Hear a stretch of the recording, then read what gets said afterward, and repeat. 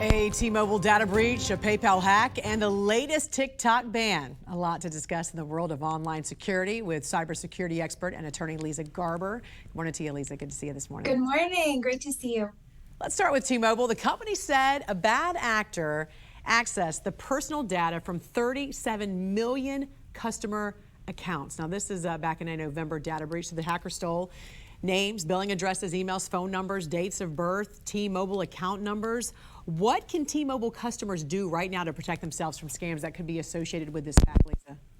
This is a massive and embarrassing data breach, especially because if we contextualize it, T-Mobile is one of the largest cellular carriers in the United States, especially after purchasing Sprint a couple years ago.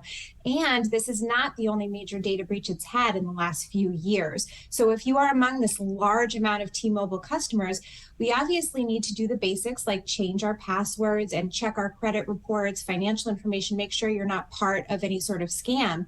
But you also need to scrutinize very carefully the text messages and email messages you get from sources claiming to be T-Mobile. Even though part of the data taken wasn't the biggies like social security numbers or credit card or debit card information, the data that was stolen, hacked, accessed can allow hackers to impersonate folks from T-Mobile, which could lead to a variety of different harms. So please be proactive and aware that your information could be used for malicious purposes. Yeah, this is unbelievable. What security measures is T-Mobile putting in place to ensure this does not happen again? Because as you mentioned, this is not the first time.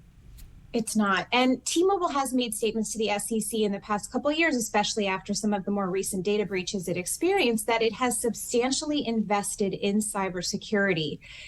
Whether we believe that right now is to be seen, but it's made the same statement again following this breach that it will continue to invest in cybersecurity. It's a very general statement, but what we hope is that they are proactively seeking out the right types of cybersecurity talent. They are implementing better strategies for handling cybersecurity and looking at the different threat vectors that impact them as a cellular carrier. And Leeza, PayPal now says hackers got unauthorized access to thousands of user accounts in December using something called credential stuffing. It was a credential stuffing attack. PayPal, for their part, says that they have no information suggesting that customer information was misused or that any unauthorized transactions were made to customers' accounts. But this seems pretty serious. What is credential stuffing, and what access did the attacker get to these affected PayPal accounts?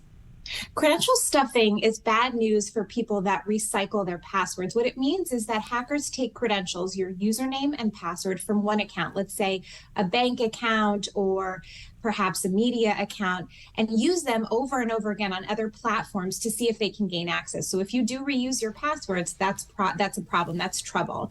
And it's something that's very cheap to carry out, and it's a type of attack that's very commonplace. And for PayPal, it was a smaller number of folks that were impacted, about 35,000, but the type of data that was taken here, social security numbers, bank account information, addresses, things that could really be used to impact somebody. And while PayPal has stated that this hasn't been used maliciously, that's not to say it wouldn't in the future. So we do need to put out all of those credit holds, make sure that we are proactive in protecting our information moving forward. A growing number of state governments, including the federal government as well, even college campuses, have banned TikTok. Talk to us a little bit about the dangers with TikTok on our devices, given what we know about the Chinese company that owns it. TikTok is such a popular and divisive subject right now, and we've seen state governments, about 30 different states, apply different policies related to banning the app on state-issued devices. Congress has banned it on government-issued devices, and so have the U.S. Armed Forces.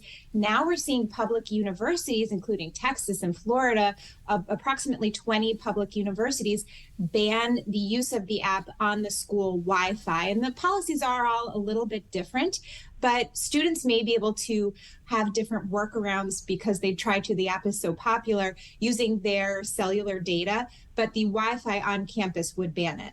What's your thoughts about this? How important is this, do you think? Well, the director of the FBI has stated that TikTok poses a national security threat. It's no surprise that public universities are starting to realize they could be liable if there were some sort of data breach, especially because it could impact student data, personnel data, but also research data.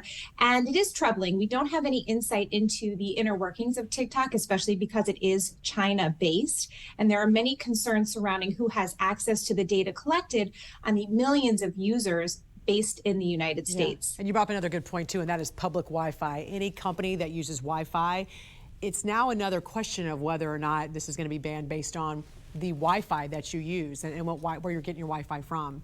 All right, cybersecurity expert and attorney Leeza Garber, thanks for joining us this morning. We appreciate it.